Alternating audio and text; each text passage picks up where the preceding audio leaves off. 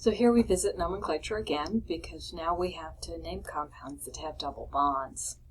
So when we have a double bond in an atom, in a molecule, we change the parent name to -ene, so it'll end in -ene, and we'll put a number in front of it, either in front of the whole parent name, or you can put it in the middle of the parent name in front of the -ene part, that tells us where that double bond is located.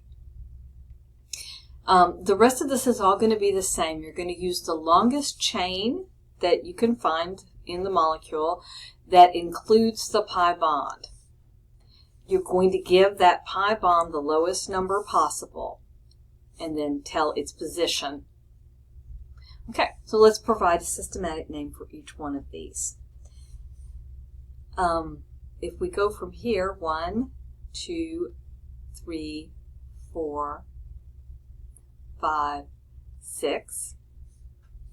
1, 2, 3. It's 3 either way, but the double bond gives 3 either way, but the methyl group is a lower number if we come from this direction. So this is going to be a 3-methyl. I'm going to put it up here to give myself some space. 3-methyl. There should be a dash there. Methyl. And we'll call it a 3.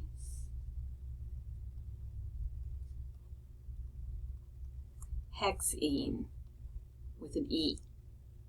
Now, there's something else we're going to need to tell about this molecule, this compound. We need to indicate whether it's an E or a Z conformation. So we'll need to look at each one of these branches. This one is shorter, and so we will call it 2, and we'll call that 1. There's a hydrogen here that would be 2, and this is 1. So this is an E because the 2's are on opposite sides and the 1's are on opposite sides. So this would be an E, and you put it in brackets and put it right at the front of the compound's name.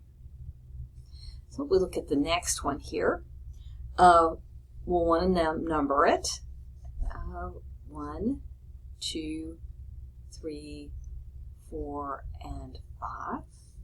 So we've got a 3-ethyl, 4-methyl,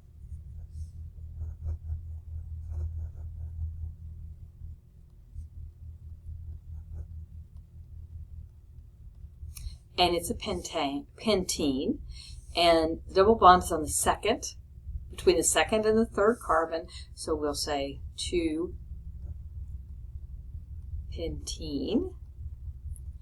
Here too, we'll need to indicate whether we have a Z or an E conformation. So we'll compare. We've got a hydrogen coming off here. That's obviously going to be number 4. I'm sorry. That's going to be number 2. So we're only comparing this one, and this would be number 1 on that side. Here, we're comparing this carbon and this carbon. Well, this carbon is attached to a carbon and 2 hydrogens. This carbon is attached to 2 carbons and 1 hydrogen. So it gets the number 2 designation. It gets the number 1 designation because it's got more higher number molar masses. And this one is a 2. So again, we've got the 1's opposite each other and the 2's opposite each other. So this will be another E. Okay. Move down and look at this one. We're going to number it. 1, 2, 3, 4, 5, 6, 7. So we have a heptene. I see a methyl group on the 2, a methyl group on the 3, and a methyl group on the 5. So we'll have a 2, 3, 5, This will be a trimethyl. And we have a double bond at the 2 carbon, 2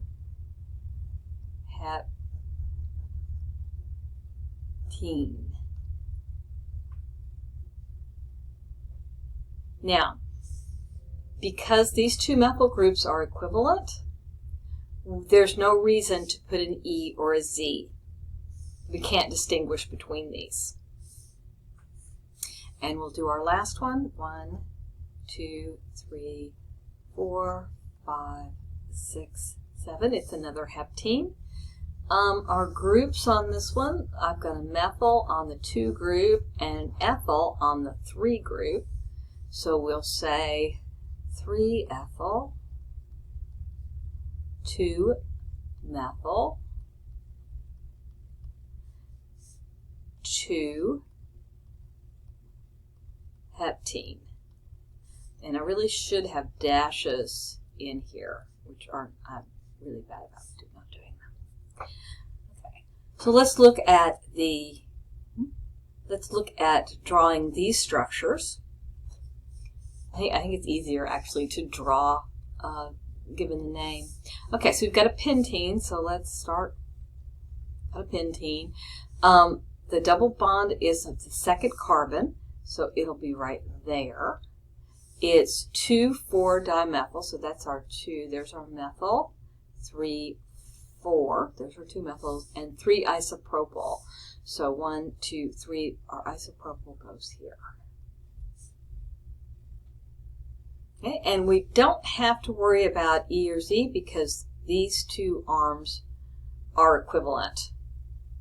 The 2 methyl groups here are equivalent, so we don't have no E, Z. So let's look at the next one. It's hexene, so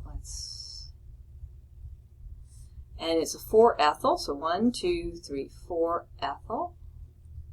And it's 2 methyl, 1, 2 methyl. And the double bond is at the 2nd carbon, so it's right here.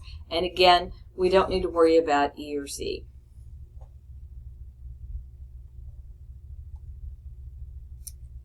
Okay, one of the things we're going to need to look at with double bonds is their degree of substitution.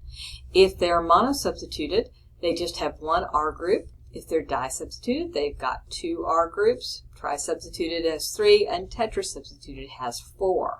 So if we look at each one of these, I'm going to change my color to something that shows up a little better. Classify the following alkenes as mono, di, tri, or tetra. So here's our double bond. We've got 1 group coming off there, a group coming off here, and a group coming off here. So that would be a trisubstituted.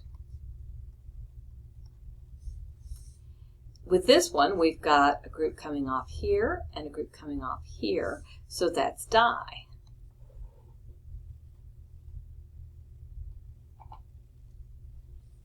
Here, we've got a group coming off here, and we've got a group here and a group here, so that's also tri. The stability of alkanes. The cis is less stable than the trans. So if you've got a double bond, this is more stable than this. This is the trans. This is the cis. And the reason this is less stable is because there's a steric strain. These 2 groups are very close together, and they will influence each other and cause problems. So it's important to note that the trans is more stable. The other thing you'll want to know is that the more substituted alkanes are more stable. So we would expect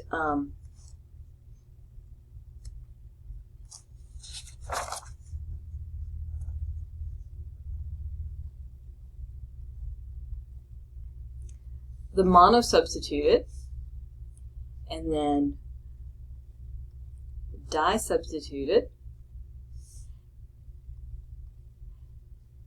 tetrasubstituted, tri-substituted, and then this is the tetra. Okay, so this is the least stable, a little more stable, a little more stable, and a little more stable. So we can arrange these in order of stability. So this one has 1, 2, 3, 4 groups, so we would expect it to be the most stable, because you can't get any better than 4 groups.